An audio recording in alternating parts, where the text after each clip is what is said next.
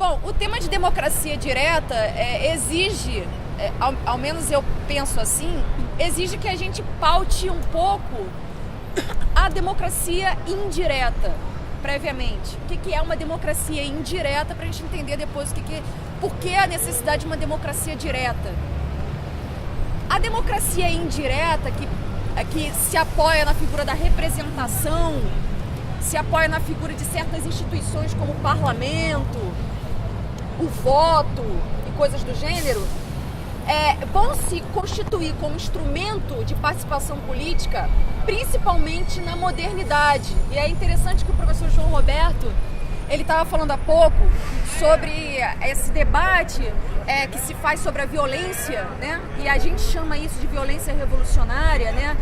Insurgência, direito de resistência, desobediência. No debate em torno disso, alguns fizeram uma brincadeira no Facebook dizendo o seguinte, postando uma foto da queda da Bastilha um chamado como se aquilo ali se tratasse de um ato de vandalismo, derrubar a Bastilha. A brincadeira é interessante, que o João, ao que fez referência o João, porque a queda da Bastilha nos remete a um processo revolucionário que fez valer 3 valores básicos: fraternidade, igualdade e liberdade. Só que esses 3 valores, liberdade, igualdade e fraternidade, foram consagrados e conquistados ali naquele momento no marco de uma democracia liberal burguesa, que era ali o sujeito revolucionário, apesar de quem ia pro fronte mesmo morrer era o povão, né? Mas o sujeito revolucionário da época, aqueles que representavam as forças propulsoras, as forças produtivas em ascensão, era a burguesia. E esse sujeito revolucionário, ele conquista nos limites da própria burguesia, ou seja, não podia ir muito além, né? Quando se faz uma revolução, você pode avançar em determinados direitos, mas pode dar uma parada e interromper para não avançar mais, porque se avançar mais, pode ser que até esse sujeito, ele tem que ser derrotado. A burguesia, ela interrompeu o processo revolucionário até um certo ponto. Qual ponto? O ponto da democracia indireta. Ou seja, liberdade, fraternidade e igualdade estão nos marcos dessa democracia indireta. E para que servem esses valores aí no marco de uma democracia indireta? A gente vai trabalhar com igualdade de concorrer, todos têm como concorrer igual, disputar igual e competir igual, isso é lógica do capital. Liberdade de vender sua força de trabalho e comprar a força de trabalho. E fraternidade, essa é uma questão que o Karl Marx questionou. Que fraternidade é essa numa sociedade que é pautada pela competição e por venda de trabalho e compra de trabalho, né? Ou seja, paira um clima de individualismo extremo e de disputa entre as pessoas. Então, a Revolução Francesa, que foi a Revolução Burguesa, ela reivindica esses 3 valores, liberdade, fraternidade e igualdade, mas a liberdade, fraternidade e igualdade com bastantes limites, né? No marco da lógica burguesa, em que tudo tem valor de troca, tudo se vende, né? Bom, o que isso tem a ver com o nosso debate sobre democracia direta? É que nessa ocasião, quando tem a Revolução Francesa, a qual o professor João Roberto muito bem fez referência quando a gente brinca com a queda da Bastilha, a gente brinca com a queda da Bastilha dizendo o seguinte: quando vocês, burgueses, eram os revolucionários, vocês podiam fazer uso da ação direta e derrubavam a Bastilha. Nós, quando fazemos o uso da ação direta, nós somos vândalos. Só que a diferença entre aqueles revolucionários e nós é que eles estavam conquistando certos direitos que, no fundo, faziam um certo filtro da rua para instituições. O que é esse filtro da rua para as instituições? Vocês podem atentar para o fato de que, por exemplo, a separação entre os 3 poderes, judiciário, legislativo e executivo, se dá muito pela experiência dos federalistas nos Estados Unidos, né? E que a burguesia ela vai se apropriar desse modelo, que é um modelo cujo parlamento, que é o legislativo, aparece para quê? para conter as facções que estavam se dando nos Estados Unidos inteiros, aquele país disperso, sem ser unificado, e cheio de facções brigando por terra, por propriedade. Por quê? Porque existia já uma concentração enorme de terra na conjuntura de uns Estados Unidos dispersos, ou seja, de Estados não unidos, né? Nesse contexto de Estados não unidos e de guerra civil em torno da terra, em torno da propriedade, a burguesia, lá em ascensão, construindo lá a sua organização social, propõe um filtro dessa multidão. E o filtro nada mais é do que o parlamento. É aquele que vai tirar representantes da multidão, do chamado vulgo, não sei se vocês já ouviram falar, que alguns, no século XVI, XVII, se convencionava chamar multidão, massa, de vulgo. Vulgo é para remeter a essa multidão, essa massa, a algo como infantil, que precisa de um guia, um líder, um representante para falar em nome deles, porque a multidão em si não é capaz, ela mesma, de se governar, de se dirigir e administrar sua própria vida. Então, todo esse conteúdo, essa ideia do vulgo, da multidão, da massa criança, ela vai apoiar, ela vai ser fundamento para tentar legitimar uma ideia de que é preciso filtrar as lutas sociais que se dão nas ruas para instituições, porque nessas instituições é que o capital vai poder administrar a luta de classe. É basicamente assim que se apresenta aí um modelo de democracia indireta como perfeito para a sociedade no modo de produção capitalista. Ora, isso passa por uma figura que é fundamental aí, que é o do monopólio legítimo da força. Né? A democracia indireta, ela não admite que a massa, essa multidão, esse vulgo, faça uso da sua força, da sua energia. Só admite uma vez, que é para produzir riquezas. Aí pode fazer uso da força. Aí essa riqueza produzida, ela é apropriada pelo capital. Mas fora isso, fora o lugar da fábrica e do trabalho, a multidão não pode fazer uso da sua própria força. Quem pode fazer uso da força é o Estado, que detém o monopólio legítimo disso. Ora, quando nós trazemos à tona o debate sobre democracia direta, nós estamos indo a fundo, indo direto no debate sobre esses filtros que a burguesia fez desde a Revolução Francesa até hoje. Né? Filtros que, justamente como eu estava dizendo, significavam reduzir a correlação de forças, melhorar a correlação de forças para a burguesia. Quando eu falo correlação de forças, o que eu estou querendo dizer é que quando a gente faz uma análise comparativa das forças do adversário, dos conservadores e nós, a gente mede a correlação disso. Se a burguesia olha e observa e vê que a correlação está desfavorável a ela, ela tenderá a querer tirar representantes. Muitas vezes, quando a gente ocupa uma câmara, ocupa um prédio público, ocupa uma reitoria, é muito comum o dirigente, o reitor ou o chefe da casa chamar quem? O representante. Esse representante, ele mais uma vez está exercendo o papel de filtrar a atuação da multidão, filtrar a atuação da massa e, portanto, melhorar a correlação de forças para quem está ameaçado. Né? Então, frequentemente, a gente é tomado a tirar representantes para melhorar a correlação de forças da burguesia.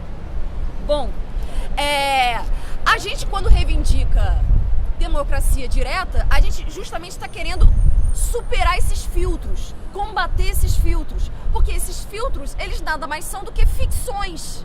Né? Frequentemente o capital ele vai filtrando a multidão, mas acompanhado desse filtro, eles trazem um discurso da democracia, da participação.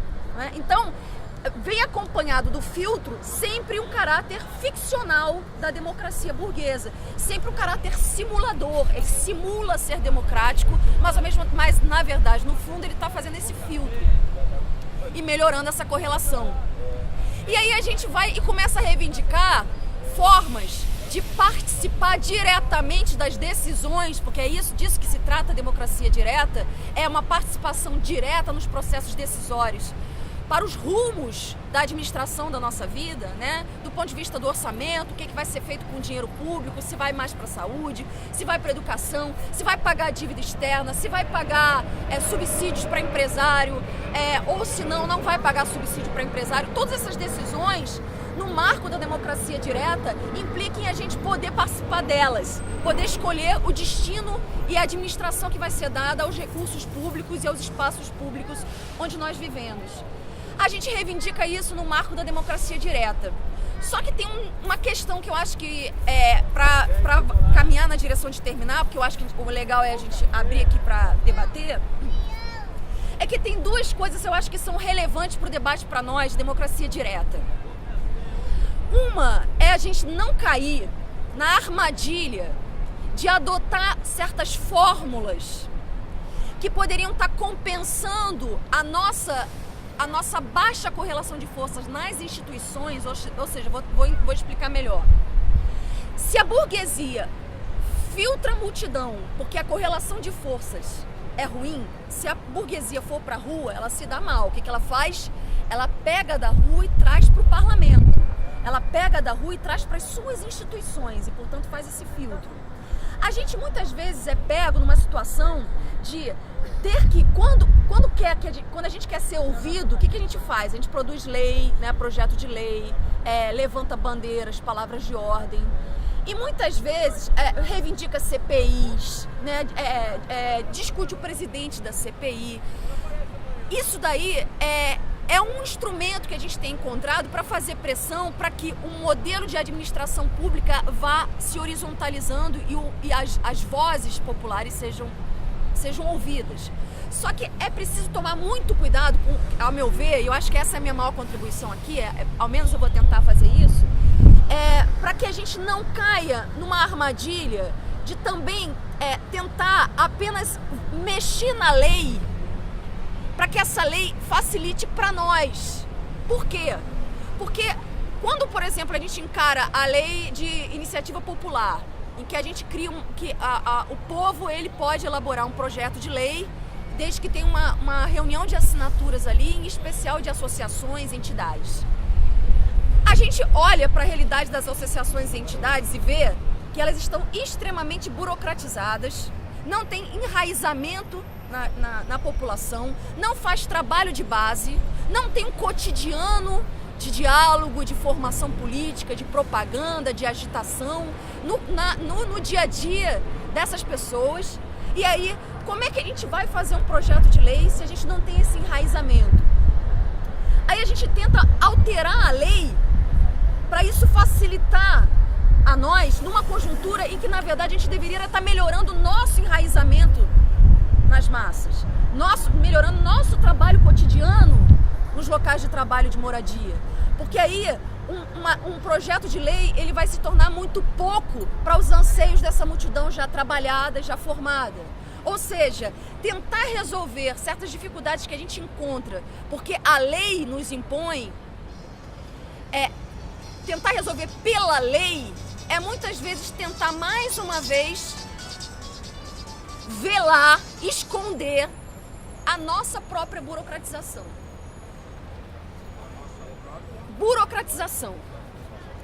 A nossa própria tendência a não estar nos nossos locais de trabalho, nos nossos locais de moradia, ampliando o debate. Fala, querido. O que fazer? O que fazer? A pergunta é, o que fazer então? Né? Essa é a minha pergunta. Vamos lá. O Brasil propôs um Fora Renan Calheiros. Você necessita de 6 assinaturas para que isso vire um fórum popular. O Renan não saiu, porque você tem uma questão de patriotada. E isso daí não é uma questão, e eu não estou declinando contra o seu discurso, não. Eu estou querendo até reforçar, eu estou querendo te dizer como é que funciona essa coisa braba aí. Então o que aconteceu? Milhões e milhões de assinaturas com Fora Renan. Ele não saiu e mais, ele é cínico, canalha e covarde ao ponto dele dizer: temos que ouvir as ruas. Caraca, se eu pedir para ele sair, ele quer me ouvir? Porra, essa maconha eu não vou fumar. Então é assim, nós temos os nossos anseios, a gente discute essas coisas. O que foi feito aqui, o que se precisa mudar, e para que a gente tenha não representatividade, é a gente ter delegação. Porque, olha só, se fosse delegado, eu ia pedir agora o meu voto do Cabral. Eu quero que você me devolva o voto, como muitas pessoas gostariam de pedir. E ele estaria fora do governo, mas ele é representante. E aí vem uma coisa que eu vou encerrar. É o seguinte, primeiro é o Estado, primeiro é o homem. Como é que funciona a liderança? Será que o Estado existiu para que o homem existisse ou será que o homem existiu para que o Estado existisse? É isso daí que a gente tem que refletir. Ou a gente volta no passado, nos primórdios, e muito nos primórdios, e vamos acordar para que primeiro é o homem, e que o Estado é uma coisa posterior, e que o Estado tem alavancado e tem unido junto a eles os conglomerados perniciosos, como a imprensa, que é facciosa, que é mentirosa e que é formadora de informação e que faz com que, mestra, com que a sua população não tenha uma opinião bastante e não tenha discernimento bastante para saber que quando ele reivindica alguma coisa, ele não está querendo só se compliciar ou comprometer o seu pedido administrativo. Talvez porque ele peça, porque naquele momento é o seu anseio. A CPI do ônibus era um anseio da população do Rio de Janeiro. Não é só isso. Eu, por exemplo, sou contra carro oficial para deputado estadual. E daí? Vou fazer passeata 500 mil vezes da Candelária à Cinelândia, da Cinelândia à Candelária, e os caras vão continuar com o carro e no final eu vou ser débil mental e você ainda vai concordar. O Moacir é um débil mental. Muito obrigado. É Moacir, né, seu nome? Eu acho que o Moacir, você trouxe muita coisa aí que algumas pessoas acham que só estão nas salas de aula, mas que na rua a gente vê que esse debate faz muito sentido. Por exemplo, o Moacir pergunta: o homem vem antes do Estado ou o Estado vem antes do homem? Isso é um debate que o Karl Marx fez num clássico dos clássicos dele, e que a gente ouve muito falar e se assusta com o nome, que é um livro chamado, um que ele fez novinho, que depois ele falou para deixar para as traças comerem, que é a crítica da filosofia do direito de Hegel. Porque ele vai fazer justamente esse debate. Vem cá, é o Estado que vem antes dos homens, ou é o homem que vem antes do Estado? Quem é que cria o quê? Né? Porque, na verdade, o Hegel, né, aquele filósofo que era um teólogo, funcionário público, achava que o espírito absoluto, o fim da história, é esse Estado liberal que a gente está aqui questionando, dizendo, peraí, isso é uma ficção. Isso é uma ficção. E quando o Moacir diz, a gente reúne 500 mil assinaturas e o Renan Calheiros não cai. A gente anda da Candelária para Cinelândia, da Cinelândia para Candelária, da Candelária para Cinelândia, da Cinelândia para Candelária e nada, né? É por aí, Moacir, que eu estava querendo tratar justamente quando eu falo, olha, é preciso verificar os perigos e as armadilhas de a gente estar aqui tentando superar a democracia indireta, ou seja, reivindicando a democracia direta, mas por caminhos indiretos. Essa aqui é a questão. E eu acho que o Moacir, ele é muito feliz quando ele diz, uma coisa é representar, outra coisa é delegar. Uma coisa é eu ter um representante fixo, estático. Outra coisa é eu ser delegado da minha categoria, ser delegado da minha comunidade, ser delegado do meu local de trabalho. Então, quando vocês pedem, por exemplo, para a gente trazer referências de experiências de democracia direta, a gente pode até ir desde o orçamento participativo, que foi uma trajetória interessante no sul do Brasil, mas que tinha várias complicações. Qual era uma complicação? E olha como tem sentido isso que a gente está debatendo aqui, que o Moacir bem colocou. Qual era um dos problemas do orçamento participativo? É que o sujeito do orçamento participativo, ou seja, os atores do orçamento participativo, eram as associações de moradores. Ótimo, excelente. Só que as associações de moradores estavam vítimas de uma burocratização enorme dos partidos políticos, dos próprios movimentos sociais, uma criminalização enorme das favelas. E aí fazia com que os sujeitos do orçamento participativo, que são as associações de moradores, estivessem permeadas de vícios, permeadas de práticas que não faziam com que a voz da população valesse de fato. Então, percebem que a gente pode falar de democracia direta, a gente pode falar de instrumentos de democracia direta, mas se a gente não tem uma base real que dê sustentação a essa prática, a gente vai estar caindo nas ficções, mais uma vez, do capital. Um debate que é mais de fundo, ao meu ver, que é em que medida nós estamos organizados o suficiente para fazermos valer as pressões sociais e transformarmos as ações que são de resistência e de desobediência em ações com potencial de insurgência. A diferença entre desobediência, resistência e insurgência, a gente pode falar aqui rapidamente, né? A desobediência é não fazer o que mandam, a resistência é imprimir uma certa pressão, uma certa ameaça aos pilares do sistema, mas a insurgência é você tomar as rédeas e conduzir o processo conforme o sujeito revolucionário pretende, os sujeitos revolucionários pretendem, né? Essa tomada de rédea é que a gente não tem condições. E eu acho que é por isso que, se a gente tá pautando a democracia direta, e o que a gente costuma fazer?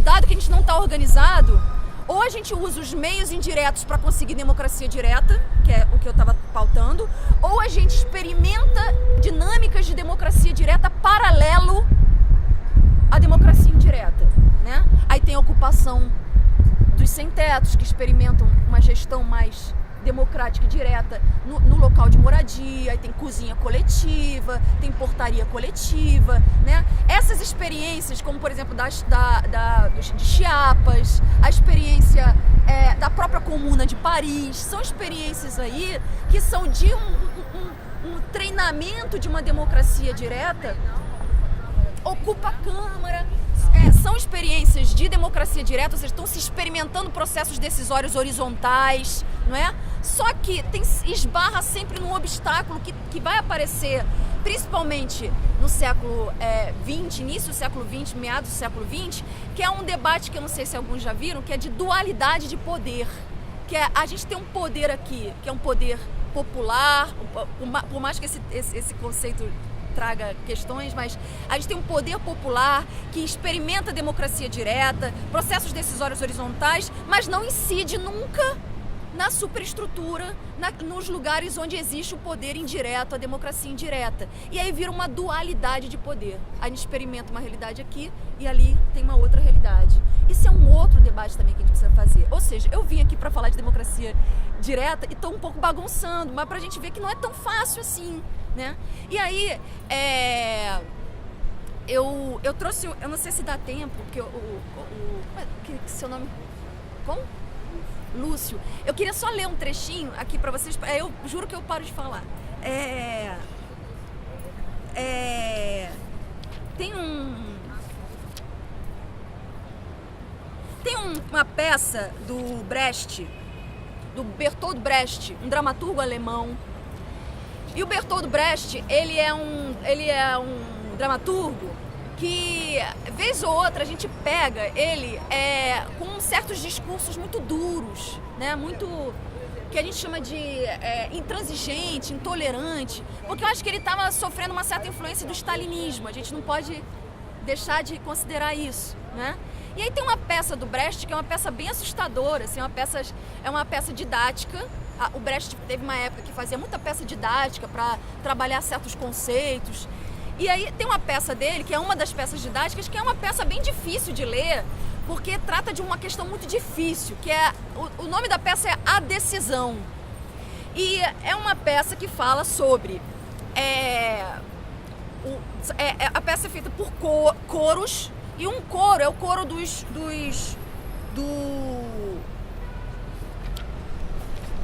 4 camaradas, dos 4 agitadores.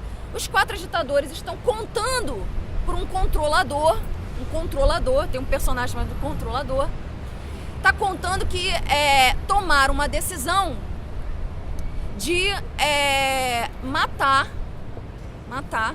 um jovem camarada que foi indisciplinado e agiu de uma forma um pouco individualista e colocando todo o coletivo em risco. E aí esses 4 agitadores decidiram por matar o jovem camarada. A gente ouve isso e fica assustado, né? Porque é de um grau de intolerância enorme, é de um grau de intransigência enorme que talvez possa até se entender, ainda que com dificuldade, num contexto de clandestinidade, de guerra. Mas hoje em dia fica muito difícil, né? A gente entender. Exatamente. Agora, isso é uma prática, essa narrativa que o Brecht está fazendo aqui da decisão é uma prática entre militantes do campo da esquerda, não é? Que numa relação de desconfiança, numa relação ali num processo de ação conjunta, um rapaz toma uma atitude, digamos, individualista, precipitada e expõe o coletivo.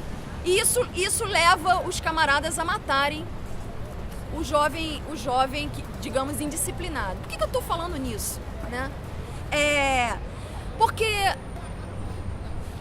nos últimos dias, depois das jornadas de junho, né, nessas jornadas que a gente passou e que ainda estão se dando as lutas, né, a gente não pode encarar a história só pelos grandes eventos, né, o que se avizinha é uma relação de extrema desconfiança entre os militantes e ativistas. Isso se explica, isso se observa nos sucessivos fóruns que surgem em paralelo, posteriormente às jornadas. É claro que não é uma desconfiança ao ponto de se matar um companheiro por ser indisciplinado. Essa peça é uma caricatura do que eu estou querendo aqui dizer. Mas esse clima de desconfiança é um clima de desconfiança que a gente experimenta hoje e que ganha certa semelhança com o clima descrito aqui por Brecht, em que uma atitude de um companheiro, uma atitude de um camarada é julgada com muita intransigência e muita intolerância. E eu estava querendo ler um trecho em que o jovem camarada, ele está se defendendo para os 3 agitadores. Vamos lá, a peça A Decisão. O jovem camarada fala: então, os clássicos são uma merda, e eu os rasgarei, pois o homem, como ser vivo, berra, e a sua miséria rompe todos os diques do ensinamento. Por isso, darei início agora à ação, agora e já, pois eu berro e rompo os diques do ensinamento. Ele rasga os escritos. Os 3 agitadores: não o rasgue, precisamos deles, de cada um deles. Veja a realidade, a sua revolução é feita rapidamente e dura apenas um dia. Amanhã estará sufocada. A nossa revolução começa amanhã, vence e transforma o mundo. A sua revolução acaba quando você acaba. Quando você tiver acabado, a nossa revolução continuará. O jovem camarada: ouçam o que estou dizendo. Vejo com os meus 2 olhos que a miséria não pode esperar. Por isso me oponho à sua decisão de esperar. Ainda hoje à noite vou ocupar a Câmara Municipal, à frente dos desempregados. Os 3 agitadores: sabemos que a Câmara Municipal está repleta de soldados, mas ainda que não estivesse policiada, de que nos adiantaria a Câmara se as estações de trem, as estações telegráficas e os quartéis estão nas mãos do governo? Você não nos convenceu. Vá, portanto, até os desempregados e convença-os de que não podem atacar sozinhos. Exigimos isso de você agora em nome do partido. O jovem camarada: mas quem é o partido?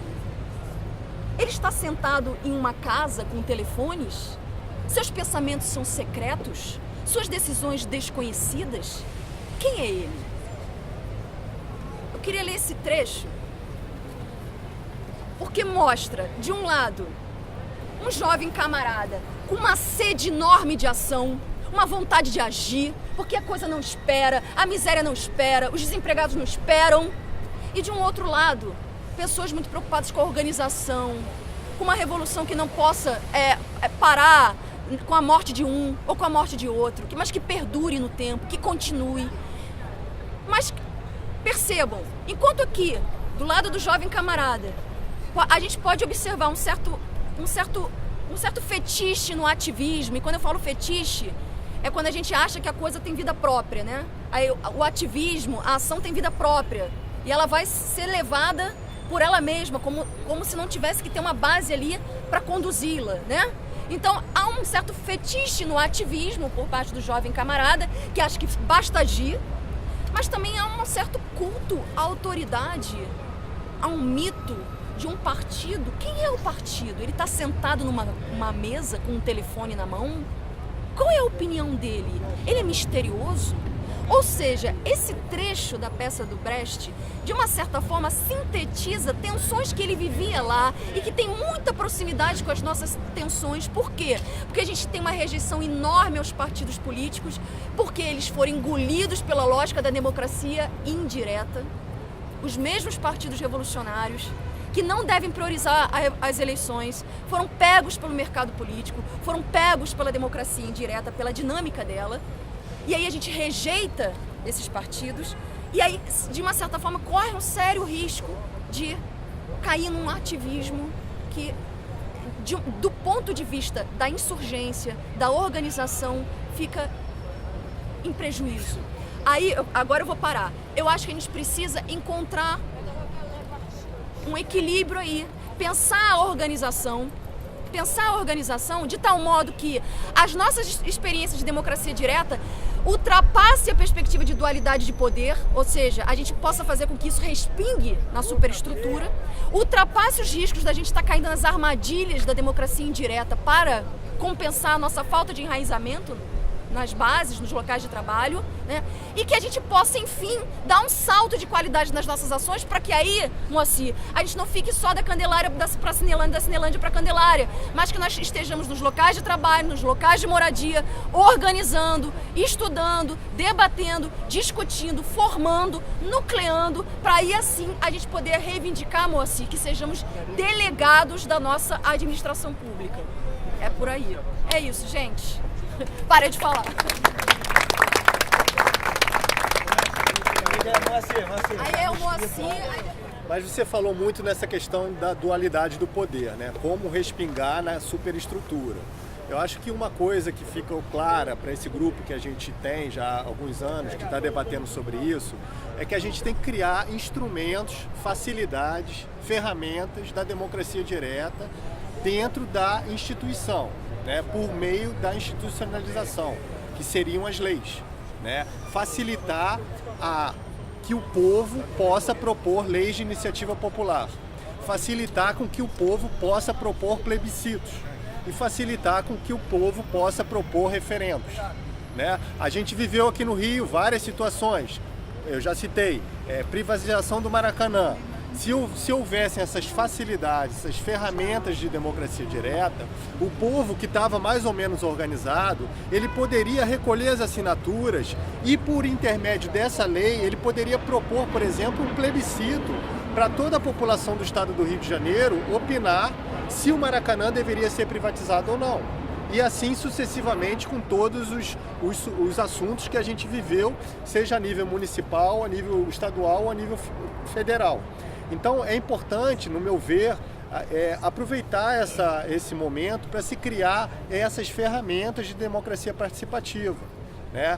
Aí pinta também uma coisa que você falou também, que é a cooptação desses movimentos pelas instituições. Você falou do orçamento participativo, por exemplo, que já começa, as associações de moradores começam, elas são todas cooptadas por partidos políticos. Por quê? Porque existe uma sedução do poder a nível das associações de moradores. Quer dizer, no fundo, todo mundo quer ser um vereador, quer ser um deputado, quer ser um prefeito ou um presidente da República para usufruir das regalias do poder, né? Então, como evitar isso, né? Essa lei, essa ferramenta de iniciativa participativa teria que prever mecanismos para evitar essa cooptação. Porque, por exemplo, um partido, sei lá, uma igreja, sem preconceito, mas uma igreja universal, por exemplo, ela poderia, com 10 milhões de fiéis no Brasil, poderia propor uma lei de iniciativa popular absurda contra os direitos da mulher, por exemplo. Né? Então, como evitar esse tipo de aberração? Seria uma democracia participativa, mas existiria uma instituição organizada por trás dessa lei, que seria, não sei se eu entendi bem, essa via indireta que você está falando dentro da democracia direta. Então, a solução que a gente viu para isso é, assim, primeiramente, limitar a participação do capital, né, dentro dos debates da democracia direta. Né? Por exemplo, organiza-se um plebiscito a nível estadual ou a nível federal. Não seria permitido a propaganda, a publicidade paga nesse jogo de debate. Seriam feitos debates presenciais na televisão, tudo bem, mas sem propaganda paga, porque senão o poder econômico sempre ganharia. Vou dar um exemplo, Belo Monte, usina de Belo Monte, os indígenas de um lado do plebiscito e o consórcio Norte Energia do outro lado fazendo propaganda paga na televisão. Eles iam ganhar, como a gente teve aqui no Brasil há pouco tempo atrás, que foi uma chance incrível que a gente perdeu, a proibição da comercialização de armas no Brasil. O poder econômico falou mais alto, financiou a campanha e essa proibição foi rejeitada pela população. Né? Só para finalizar, então assim, essa é um dos detalhes. Eu acho que poderia ser criada uma lei de iniciativa popular para facilitar a criação de leis de iniciativa popular. Porque hoje ela é muito difícil, porque são 1,5 milhão de assinaturas, todas as assinaturas têm que ser registradas em cartório, tem que passar pelo Congresso Nacional para aprovação, não existe nenhum tipo de pressão para que eles aprovem aquilo ou não. Então se criaria uma série de mecanismos em que a voz do povo seria priorizada em detrimento do poder dos representantes, que na verdade são falsos representantes. Né? Então, bater uma bola para não esquecer, porque eu vou esquecer. Eu acho que eu vou falar rápido para todo mundo falar. Tem várias questões aí em jogo. Eu acho que uma questão que o Lúcio traz é a relação entre reforma e revolução. A gente está trabalhando aqui com a perspectiva de não cair nas armadilhas da democracia indireta para fazer valer a democracia direta, mas é claro que recursos que façam com que a correlação de forças nossa melhore é sempre bem-vindo, desde que seja subordinado a um projeto maior, a um projeto de superação e de ruptura. Mas essas medidas de reforma que facilitem a nossa atuação, que horizontalize o modelo de administração, é bem-vindo também. Agora, a gente nunca pode perder de vista que essas reformas também têm que estar subordinadas a um projeto de revolução. Né? E aí, o que eu ia falar, Lúcio, é o seguinte, é que as associações de moradores, elas não estão só cooptadas pelos partidos, elas estão cooptadas pelo empresariado, os próprios partidos estão cooptados pelo empresariado. E aí o apelo que eu faço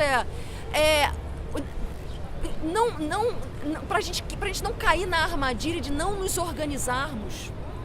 Porque é claro, e aí por isso que eu tô com esse papelzinho aqui na mão, não é à toa não. É que eu queria falar uma coisa para vocês. A gente tem um perigo quando a gente se organiza. E eu acho que essa é a razão da gente estar tão desorganizado. É que quando a gente se organiza, a gente caminha na direção de se institucionalizar, de a gente virar instituição. E quando a gente se institucionaliza, a gente começa a expandir nossos braços, nossos laços com a estrutura do capital. E a gente começa a ter que sustentar aquela instituição, sustentar aquela organização. E aí, o risco disso é cair na direção, caminhar na direção de uma burocratização é enorme. Então, isso vai fazendo com que a gente tenha um temor enorme de se organizar, temor enorme de qualquer perspectiva de organização coletiva.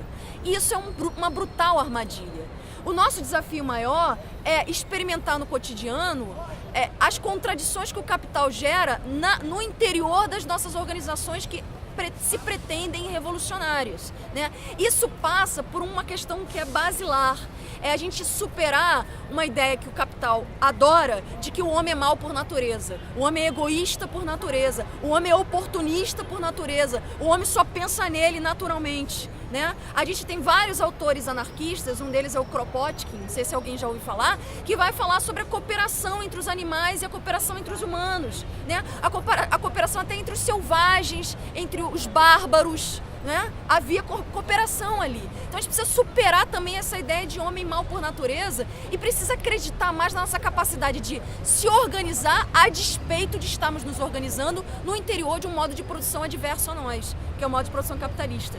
E aí eu trouxe esse papelzinho, que é o seguinte, a gente na escola aprende geometria euclidiana, né? É uma geometria que a gente aprende no colégio, desde pequenininho.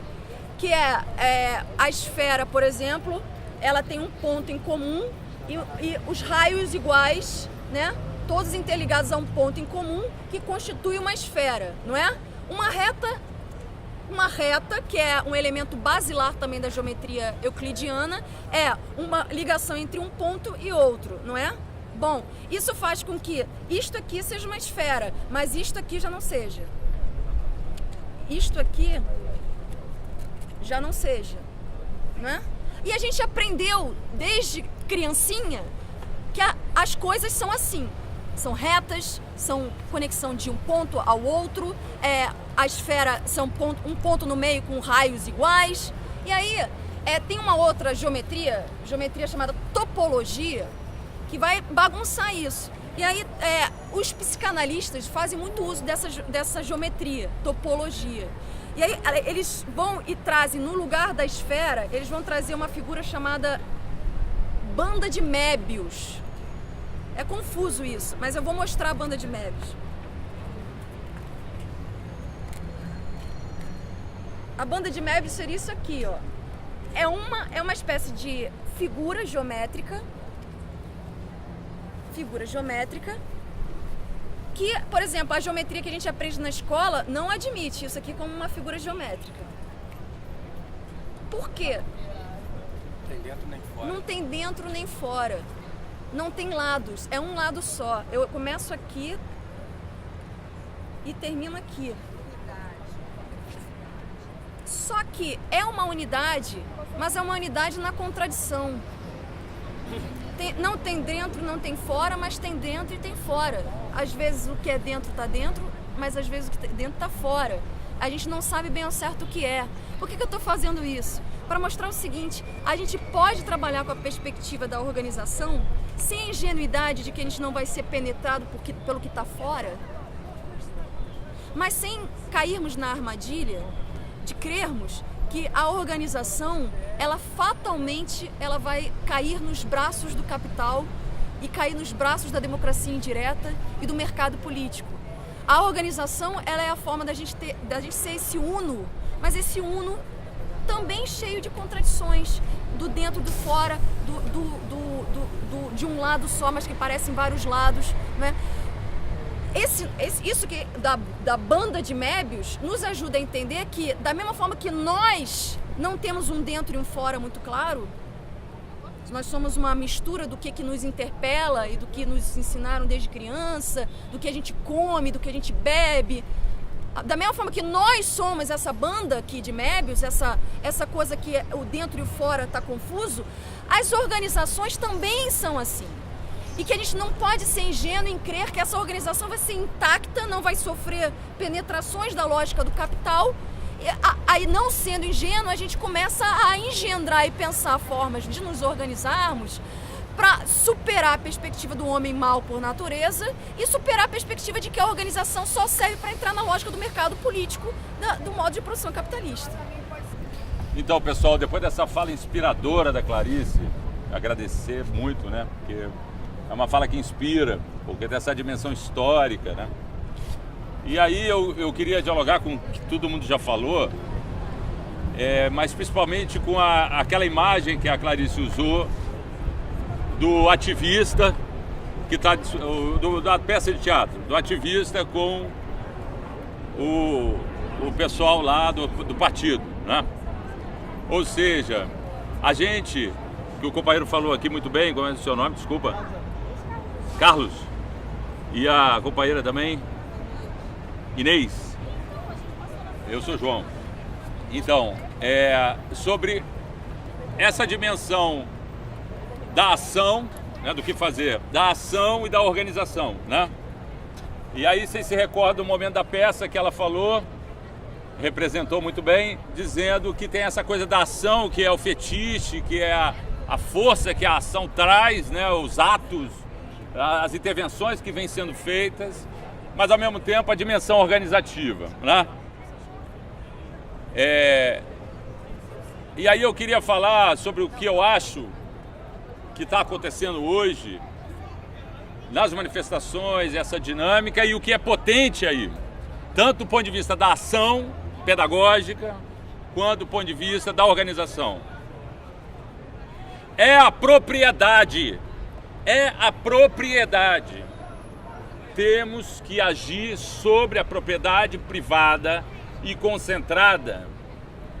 Desobediência civil, no sentido de dizer, o ônibus é nosso, o transporte é público, nós vamos ocupar. Nós não vamos pagar, nós vamos ocupar. Desobediência civil, nós vamos ocupar. Questionar a propriedade. As ações estão sendo feitas nesse sentido de questionar o grau de concentração da propriedade hoje, que transforma as instituições políticas, né? Ou seja, a época da Revolução Francesa é fichinha diante do que a propriedade privada hoje submete à classe política. A classe política morreu, já está morta, enquanto possibilidade de fazer o interesse público. Então, a ação em relação à propriedade tem que ser feita pelo povo, não vai ser mais feita pelo político, não será mais feita. Então, desobediência, ocupa a Odebrecht, a Odebrecht está ocupando, nosso companheiro da SEDAI está aqui, está ocupando o saneamento no Rio de Janeiro, no estado do Rio, é ocupar, expor o poder econômico, do ponto de vista da ação simbólica, é expor a propriedade e o controle que a propriedade privada hoje tem sobre as instituições políticas. E do ponto de vista da organização, a gente tem que começar a discutir propriedade coletiva, gestão coletiva. É gestão coletiva do serviço público, naquilo que for possível. Está se discutindo hoje no Comitê Popular da Copa uma alternativa de gestão, nem estatal, nem da Suderge, nem da Odebrecht e do Ike Batista. Uma gestão que seja coletiva, que seja possível um controle efetivamente social, organizado, para que o Maracanã volte a ser do povo, volte a ser aberto, possa fazer educação esportiva, servir a comunidade do entorno e cumprir a finalidade dele. Então, temos que avançar nessa questão e isso o povo entende. A dimensão do trabalho, da organização do trabalho em favor de um processo coletivo, e isso dentro das faculdades, né? Dentro das escolas, dentro das fábricas, dentro das empresas, nós temos que retomar a capacidade de organização para gerir a propriedade. É isso ou não é? É isso ou não é? Porque o que faz todo mundo se manifestar é exatamente o grau de concentração que a propriedade privada chegou, e não vai ser qualquer mudança legal que vai afetar isso, pessoal. O grau de corrupção desse sistema judiciário, pelo amor de Deus, pessoal, eu sou professor universitário e eu estou falando isso não por status. Eu estou falando isso porque eu estou deixando mulher e 2 filhas em casa e trabalho em vários lugares e estou aqui falando isso. E não estou falando isso para a galera, eu estou falando isso porque essa é a realidade objetiva. Ou nós encaramos isso, ou vamos para casa. O poder econômico nunca controlou da forma como controla as instituições, como hoje, não só no Brasil, mas no mundo. Essa é uma luta internacional, é uma luta de todos. Isso está colocando, está estourando em tudo quanto é lugar. Então, ou a gente opta para ações simbólicas de todos os sentidos, para questionar a propriedade privada tal como ela está estabelecida hoje, no sentido de um grau de concentração absurda, e questiona, por sua vez, também a nossa forma de organização nos nossos espaços todos, da família, até a fábrica, gestão coletiva dos nossos espaços para valer e se abre para esse processo? Ou nós estamos aqui chovendo no molhado? Agora vamos lá. Eu cheguei aqui depois e, pô, que bom que eu cheguei aqui depois, porque é Clarice seu nome, né? A fala da Clarice, ela foi fazer uma metáfora para minha fala. Essa metáfora do anarquismo contra o comunismo. Eu vou agora dividir o debate em dois polos que obviamente se engendram e muitas vezes se perdem. Um deles é o debate institucional e um deles é um debate, de maneira geral, um debate ético. Esse debate institucional que a gente está fazendo aqui é um debate que, por exemplo, eu faço na faculdade de Direito, que é uma coisa bizarra. A gente ter, por exemplo, alunos de primeiro e segundo período aprendendo o modelo institucional do século XVIII. O caminho que a gente vê hoje em dia, e até mesmo já foi trazido aqui nessa discussão, é da mitigação do poder, da abertura dessas instituições democráticas que a gente vive e controlam nossos passos. E aí a gente não fica só nos projetos de iniciativa de lei popular ou simplesmente no legislativo. A gente também vai ter que passar por uma análise e por uma abertura, ou melhor, por uma oxigenação de todas as instituições que teoricamente seguram o poder que nós delegamos a eles. E aí passa pelo Executivo, pelo Judiciário, pelo Ministério Público, pelas agências reguladoras e por aí vai. Todo esse debate em volta das instituições, de maneira a mitigá-las, de maneira a torná-las cada vez mais fracas de um ponto de vista institucional, mais fracas do ponto de vista da força da instituição, mais fortes na delegação que nós trazemos a ela, porque cada vez que nós nos fazemos mais presentes nessas instituições, elas se fortalecem mais, pois elas ganham mais de nós. Legitimidade, exatamente. Elas ganham mais de legitimidade. Essa é a crise do nosso milênio. É a crise da legitimidade. O nosso futuro institucional da nossa Constituição Cidadã de 1988 já ruiu. Essa ideia de, vamos fazer um Estado social-democrata, a gente vê a crise europeia, os constitucionalistas aqui do Brasil, eles estão em pânico, não só do Brasil, do mundo inteiro. Não, peraí. A gente tinha um Estado forte que dava tudo para a população, mas agora a gente está vendo ruir lá, onde teoricamente ele funcionava. O debate que eu estou vendo aqui, e não precisa nem ser estudante de direito, está muito bom. Ele já caminhou muito bem, que é justamente essa oxigenação das instituições e por aí vai. O outro debate que a gente sempre acaba se perdendo em episódios factuais é o debate que eu chamo de ético. Qual é a nossa grande organização, que a Clarice falou, que os anarquistas, eu por exemplo sou anarquista, tem grande medo de não fazer, não, a gente não pode se organizar tanto, porque senão a gente vai acabar se institucionalizando, blá blá blá blá.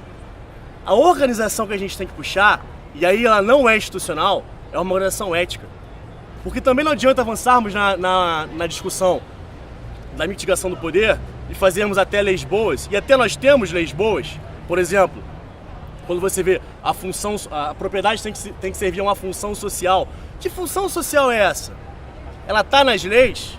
Se você pegar, por exemplo, uma jurisprudência do Supremo, você vai lá ver, através do método gramatical, do método sistêmico, eu cheguei a essa conclusão. Será que é assim que essas decisões são chegadas? É pela interpretação da sistematização das leis que elas são chegadas? Não. É através de uma interpretação ética. É essa organização, que não é institucional, que nós temos de brigar. É chegar, por exemplo, um juiz, ou mesmo numa discussão nossa dessa aqui, e falar assim, por que você está falando isso? Quais são os parâmetros éticos? E aí, quando eu falo de ética, para não ficar muito genérico, é toda a nossa vivência, né? O que faz, por exemplo, uma pessoa interpretar a lei de determinada maneira? Não é, porque o Estado democrático de direito é assim. Não, é por uma série de experiências que essa pessoa vive, que constrói essa carga idiosincrática dele, que constrói essa ética que ele faz. O que ele falou aqui, da gente, desculpa no seu nome, o que o João falou, desculpa o seu nome, Inês, de temos que fazer ação direta, temos que fazer ação diretas didáticas, isso é uma construção de ética. Os movimentos de ocupação, e aí eu tenho visto sempre quando a gente vai, tem uma passeata, existe ação de resistência à polícia, e depois a gente meio que se reorganiza ou se reagrupa nessas ocupações. A primeira vez que aconteceu isso, e eu puxei essa discussão, fui lá no Leblon, que eu cheguei lá e falei, gente, olha só, eu faço black bloc, perguntei ao pessoal da gente, olha só, o que é mais eficaz? Eu estar aqui, fazer uma ligação, explodir todos aqueles carros da PM ali, por exemplo, ou a gente conseguir passar uma mensagem para a população? O que é mais eficaz? A minha pedra acertar a cabeça de um capitão do choque, ou está escrito na parede, mais vale morrer de pé do que viver ajoelhado? Essa é a construção ética que a gente tem que puxar. E isso não é uma construção que fica institucionalizada. A ação direta que o João e a Inês falou, quando a Inês falou assim, não, temos que ir além da ação direta. Não, a ação direta é essa construção de ética. E a ação direta ela não se dá só no que a Clarissa falou da resistência. A ação direta se dá em passar a mensagem. Em todos os âmbitos. Na parede, quando você faz um stencil. Se você botar um lambe-lambe no ônibus quando você faz um stencil. Quando você chega numa sala de aula e começa a discutir, em qualquer tipo de faculdade, em qualquer tipo de escolaridade, começa a ensinar para o povo que educação não é seguir regra, mas antes de tudo, questionar a regra que é passada a você. O nosso papel mais importante hoje, nesse movimento revolucionário, porque eu acho que é um movimento revolucionário, é de construir uma ética, de construir uma provocação ao povo que faça ele pensar. Porque senão a gente vai cair no mesmo erro de construir uma verdade e tentar vender essa verdade. Não! Quando o Moacir falou para não subestimar ninguém que traça a escada, a gente não pode subestimar ninguém, nem ninguém que traça a escada, nem ninguém que tá aí na rua, olhando pra cá e falando assim, pô, que baboseira essa merda aí, coisa escrota. Não, a gente não pode subestimar também esse babaca. Nós temos que chegar e provocá-lo a pensar, provocá-lo nessa rotina que ele vive, que o sufoca diariamente, a pensar, chegar e falar assim, não, pô, realmente, o cara quebrou um banco Bradesco, mas pô, é um vandalismo, não. Mas por que é um vandalismo? Será que eles acham que sair por aí quebrando o banco Bradesco vai acabar com o Bradesco? Será que se a gente ficar boicotando o McDonald's, a gente vai acabar com o McDonald's? Óbvio que não! A ação, ela não está pensando numa objetividade de, eu vou quebrar 30 Bradesco por mês e vou acabar com o sistema financeiro mundial. Claro que não! A ação, ela é didática. Quando você quebra um banco e você depois traz novamente a linda palavra do Bertolt Brecht, fala assim, roubar um banco é um roubo pequeno. O maior roubo ainda é abrir um banco. E você para refletir sobre isso. Por que, por exemplo, eu pago uns juros absurdos? Por que num espaço público eu não posso botar minha bicicleta num poste, mas o Itaú pode ter lá as suas bicicletas pra gente alugar? Por que a ocupação da Câmara não pode ser um espaço político e o brasão lá dentro, aquele filho da puta, vai falar que isso aqui é um movimento fascista? Por que a Mariana Chauí chega numa palestra com a polícia militar para falar que os black blocs são fascistas? O que a gente tem que fazer, e aí passa por essa construção da ética, não é chegar, óbvio que quando a gente debate, a gente chega em pontos comuns, enfim, trata aquilo como uma evolução, mas uma construção de um discurso. Mas a gente tem que trazer de novo a população pra rua. A gente tem que trazer o cara que olha pra gente falando que a gente é babaca pra fazer ele pensar. A gente tem que provocar as pessoas. Provocá-las e fazê-las também nos provocar. Essa é a grande construção revolucionária que a gente tem que puxar aqui. Lógico também com o debate chato de instituição, por aí vai, de lei. Mas esse é o maior debate.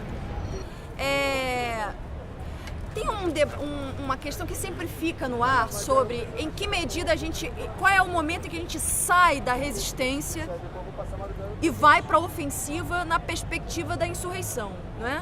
Qual é o momento em que a gente para de desobedecer e de resistir apenas e parte para uma implementação de um projeto nosso, não é? Isso passa por nós termos um projeto. Isso significa compartilharmos este projeto. E isso, portanto, significa que quando a gente fala de organização, essa organização, ela requer uma organização na ação, uma ação organizada, mas ela também requer uma organização do ponto de vista de uma elaboração sobre o que queremos como alternativa a isso que está aí. E aí eu acho que o caminho, gente, passa por estarmos organizados, eu acho que tem uma interlocução muito estreita com o que o professor João falou, passa por estarmos organizados em todos os lugares em que estivermos. No local onde a gente trabalha, no local onde a gente mora, para a gente estar experimentando formas de organização social alternativa à organização social hegemônica do modo de produção capitalista. Ainda assim, nós estamos na armadilha da dualidade de poder, não é? Por isso que a perspectiva de organização passa por nós nos organizarmos em torno de um projeto de modo de produção. Se a gente se organiza só no sindicato, só na associação de moradores, nós estamos aí imprimindo uma resistência, experimentando modos de administração alternativos, mas não estamos ainda pautando um projeto de modo de produção alternativo, de modo organizado, a tal ponto em que a gente faça uma frente capaz de exercer uma contra-hegemonia e implementar, sim, esse projeto alternativo. Portanto, para além, por exemplo, de organização sindical, de associação de moradores, o partido político, ao meu ver, ainda é uma ferramenta. Só que não é o partido político nos moldes das ficções e dos filtros do modo de produção capitalista. Porque mais uma coisa o capital cuidou de se apropriar, que é da ferramenta partido, da organização partido. E por que partido? Porque é uma parte que reivindica um projeto. Nós não estamos reivindicando apenas terra, nós não estamos reivindicando apenas uma CPI honesta para tratar dos transportes, nós não estamos reivindicando apenas teto. Nós queremos implementar um projeto de mundo diferente. Isso faz com que uma ferramenta como um partido faça sentido ainda hoje, né? Enquanto esse modo de produção não mudar. Agora, tem esses riscos da institucionalidade. E aí o debate, por exemplo, que acho que surgiu muito diante da ocupação da Câmara.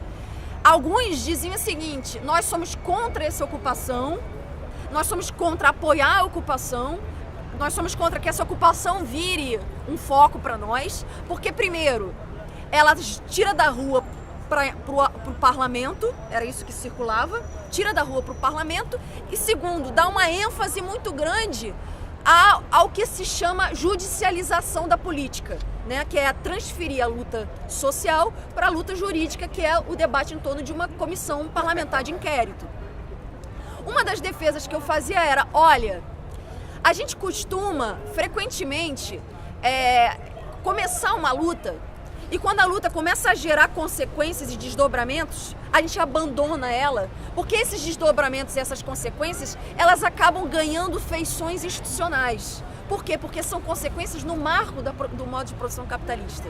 Agora, ao mesmo tempo que isso é uma armadilha, isso sinaliza para nós que perdurar, persistir, insistir numa determinada luta, ajuda a gente a vasculhar e trazer à tona as próprias ficções do capital. Então, por mais que a gente não encare a ocupação da Câmara como o centro da luta, ela é um elemento acessório à luta e que, portanto, merece todo o nosso apoio, toda a nossa atenção, ao ponto de fazer valer e fazer com que ela vá à raiz da denúncia das ficções do capital. E foi muito feliz quando a ficção ficou mais explícita, quando se revelou que o presidente da CPI era aquele que estava contra a CPI. Ali era o momento ápice de denúncia das ficções do capital.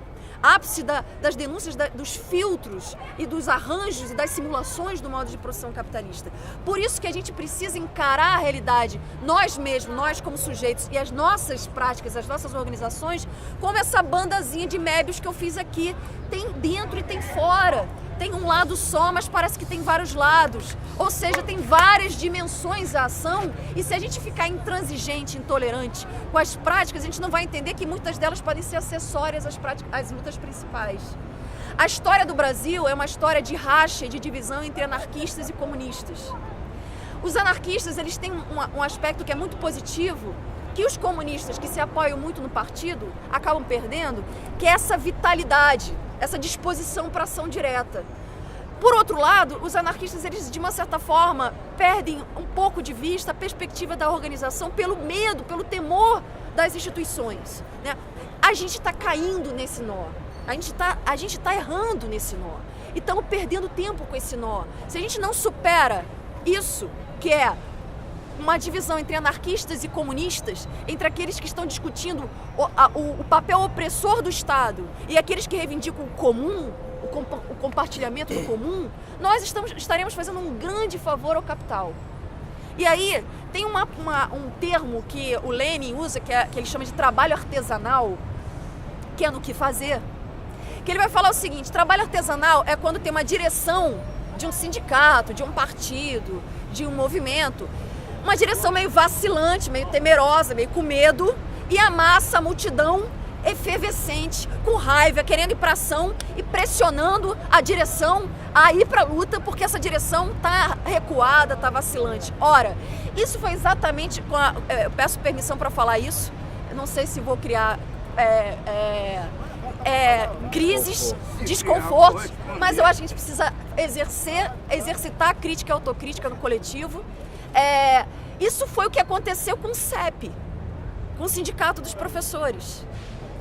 A diretoria estava extremamente burocratizada há anos, num sindicato que é uma federalização só, nessa lógica do mercado político.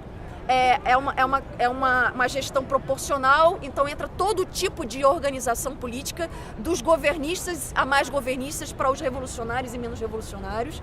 Então essa diretoria do sindicato estava ali há anos, burocratizada, os professores entram na escola, se deparam com uma precarização extrema e se deparam com uma direção vacilante. E começam a pressionar essa direção a fazer greve, porque não dá mais para ficar desse jeito. A mesma coisa aconteceu com o meu sindicato, o Sindicato do Professor João, que é o Andes, que não queria muita greve, não tinha condições de fazer greve, e a base lá, a multidão pressionando. Isso aí é o que o Lênin chamou de trabalho artesanal, quando a direção está vacilante e a multidão está ali pressionando para que a luta seja conduzida com a vitalidade que a multidão tem. E eu acho que esse encontro dos anarquistas com os comunistas é um exercício fundamental para a gente superar os riscos da burocratização que a institucionalidade gera e os riscos de uma ausência de organização pelo medo dessa burocratização. E aí articular isso de tal modo que a vitalidade ela se preserve mesmo diante dessa banda de Mébius em que o dentro e o fora se confundem. Essa vitalidade ela se preserva justamente quando a gente tem em mente que o papel de organização é nosso e o papel para dar cara a essa organização é nosso. Isso daí vai permitir que a gente supere a perspectiva de que só se faça política aí, nesse local aí. E a gente começa a fazer política aqui fora na perspectiva de que o João falou. Isso significa a gente não disputar a eleição? Não. Passa também por disputar a eleição. Passa porque eleição é termômetro. É como a gente mede em que medida a gente está enraizado, a gente tem eco na população, as massas reivindicam a gente. Né? Eleição é primordial? É central? Não, porque ela é uma ficção. Esse filtro a gente não pode reivindicar. Agora, abrir mão do palanque que se produz no período eleitoral. Não sei se vocês já observaram que no período eleitoral todo mundo quer conversar sobre política. Você está andando na rua, todo mundo... Oi, tudo bem? Eu queria uma dica, É quando as pessoas resolvem pensar em política. Né? Se a gente abre mão disso também e não faz o debate, a gente está caindo num certo vanguardismo que é o contrário do trabalho artesanal. Se tem um trabalho artesanal que é uma direção vacilante, uma multidão vitalizada, tem também um vanguardismo que é meia dúzia extremamente radicalizado, indo na raiz das contradições, denunciando, mas uma multidão ali mas quando você vota, você legitima o sistema. Interpelado pela lógica burguesa, que vai olhar o Black Bloc e vai dizer isso é vândalo. Não é? Por quê? Porque é uma vanguarda que precisa fazer a ligação com a multidão. Porque senão cai um elitismo, cai até num certo elitismo. Então, que tem, por isso que eu estou falando, tem um Black Bloc, tem nós também não somos diferentes, nós somos uma vanguarda, que estamos muito lá na frente, e a gente esquece muitas vezes que tem um trabalho de ligação a ser feito cotidiano, diário, de organização, e nós todos aqui, e que se a gente não faz isso, as interpelações, né, as pessoas são afetadas pelo que interpela diariamente elas, pelo que se repete diariamente. E o que se repete diariamente, o que interpela diariamente, é mídia de massa, não somos nós. Então passa pela organização, a organização em torno de um projeto de sociedade, um projeto de modo de produção, mas também passa pela organização pensar meios de ligação nossa com essa multidão que está sendo interpelada por outros meios.